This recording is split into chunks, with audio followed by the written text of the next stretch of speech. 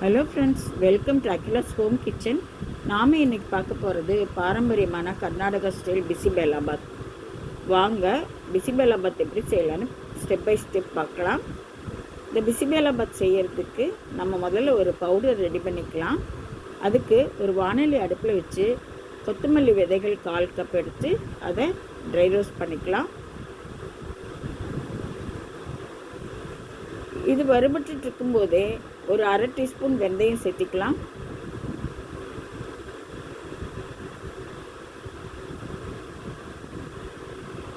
மிளகு ஒரு 1/2 டீஸ்பூன் சேர்த்திக்கலாம்.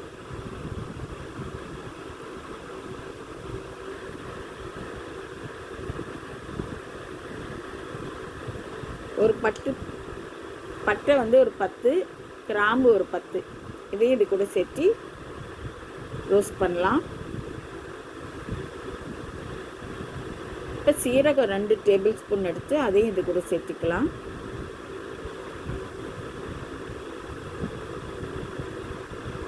கசகசா 1/2 டேபிள் ஸ்பூன் எடுத்து அதையும் இது கூட சேர்த்து இது எல்லாத்தையுமே நல்லா வறுத்தாச்சு.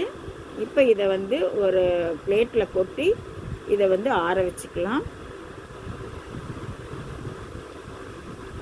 இப்போ மறுபடியும் அதே வானொலியில் 1/4 கப் கடலைப்பருப்பு சேர்த்துக்கலாம். இதையும் நல்லா கோல்டன் ப்ரௌன் ஆகிற மாதிரி வறுத்துக்கலாம்.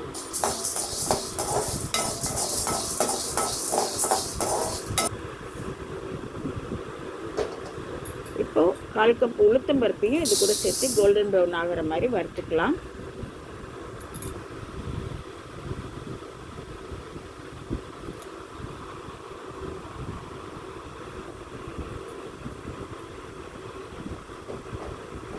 இதையும் அந்த தட்டில் கொட்டி ஆற வச்சுக்கலாம்.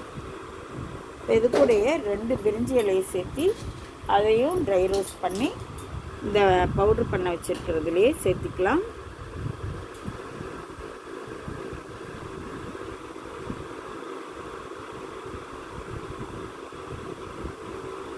இப்போ 1 டீஸ்பூன் ஆயில் விட்டுக்கலாம். அந்த ஆயில் லேசாக சூடானதும் ஒரு 20 வரமிளகாவும் ஒரு கைப்பிடி கருவேப்பிலை தலையும் போட்டு இது கலர் மாறுற வரைக்கும் நல்லா வறுத்து எடுத்துக்கலாம்.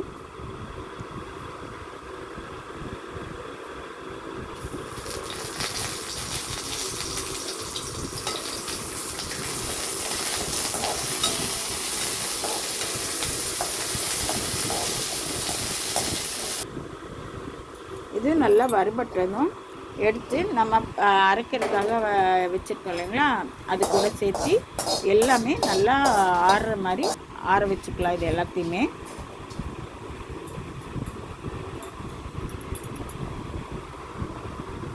இப்போ ஒரு குக்கரில் 1 கப் அரிசி 3/4 கப் பருப்பு எடுத்து நல்லா 1/2 மணி நேரம் ஊற வச்சு இதை நல்லா கழுவி எடுத்துக்கிட்டேன்.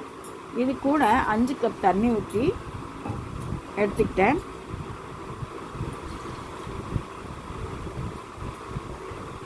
ஒரு டீஸ்பூன் ஆயில், 1 டீஸ்பூன் மஞ்சள்தூள் போட்டு இதை குக்கரை மூடி 5 விசில் விட்டு எடுத்துக்கலாம். நல்லா குழைய வேகிறதுக்காக வேண்டி.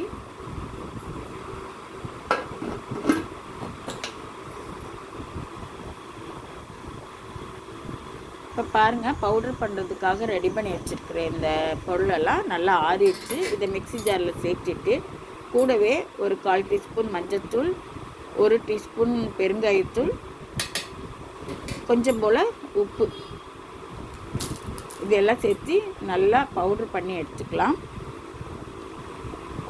இந்த பவுட்ரு பண்ணி எடுத்தாச்சு. இது ஒரு பக்கம் இருக்கட்டும். இப்போ பாருங்கள், சாதம் நல்லா குழைய வெந்துருச்சு.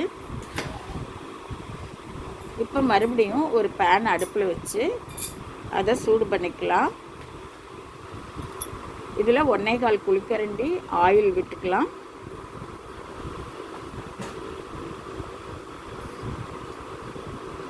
ரெண்டு டேபிள் ஸ்பூன் நெய் விட்டுக்கலாம்.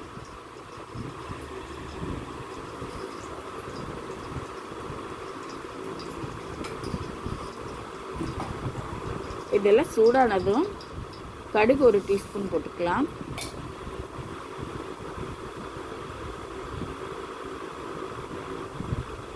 இது பொரிஞ்சதும் 2 வரமிளகாய் கிள்ளி போட்டுக்கலாம். ஒரு கைப்பிடி கருவேப்பிலை தழை போட்டுக்கலாம். ஒரு பெரிய வெங்காயத்தை கொஞ்சம் பெரிய ஸ்லைசஸாக கட் பண்ணி அதை இது கூட சேர்த்திக்கலாம். இப்போ அது கலர் மாறுற வரைக்கும் நல்லா வதக்கி விட்டுக்கலாம். இப்போது நான் கேரட், பீன்ஸ், பச்சை பட்டாணி எல்லாம் சேர்த்து 1 கப்புக்கு மேலே எடுத்து வச்சுருக்கேன். இதையும் இது கூட சேர்த்து நல்லா வதக்கி விடலாம்.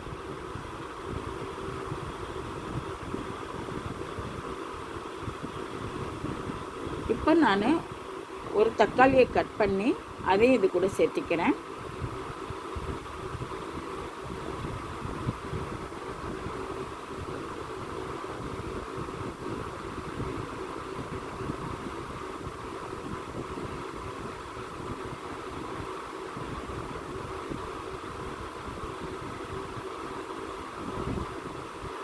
இதை நல்லா வதக்கி விட்டுக்கலாம்.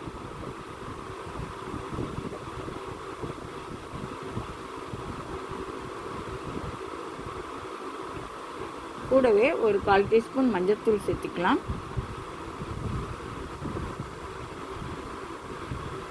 நல்லா வதக்கி விடலாம். பெருங்காயத்தூள் ஒரு 1/2 டீஸ்பூன் சேர்த்துக்கலாம்.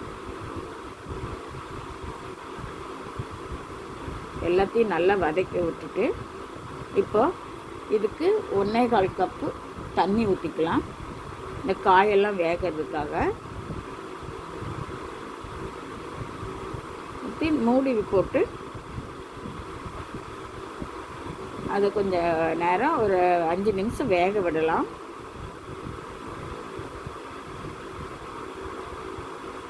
இப்போ பாருங்கள் நல்லா வெந்துடுச்சு. இப்போ ஒரு நெல்லிக்காய் அளவு புளி எடுத்து நல்லா திக்காக கரைச்சி அதை இது கூட சேர்த்திக்கலாம். இப்போ இது நல்லா கொதிக்கட்டும். இது கொதித்ததும் 2 டேபிள் ஸ்பூன் பிசிபெல்லாபாத் பவுடர் சேர்த்திக்கலாம்.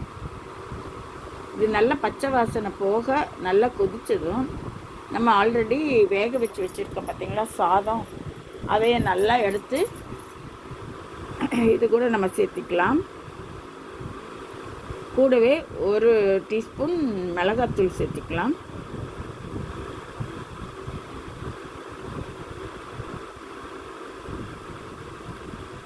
இப்போ சாதத்தை இது கூட சேர்த்து நல்லா கலந்து விடலாம்.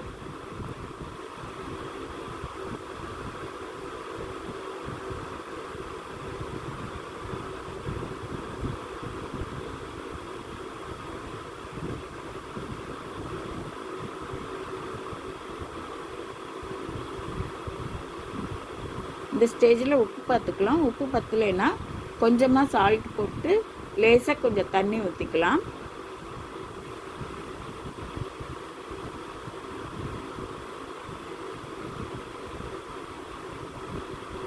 ஒரு 1/4 கப்புக்கு கம்மியாக தண்ணி ஊற்றி இதை கொஞ்சம் நேரம் கொதிக்க விட்டோம்னா இது உப்பு நல்லா பிடிச்சி வந்து நல்லா ரெடி ஆயிடுச்சு சாப்பாடு பாருங்கள்.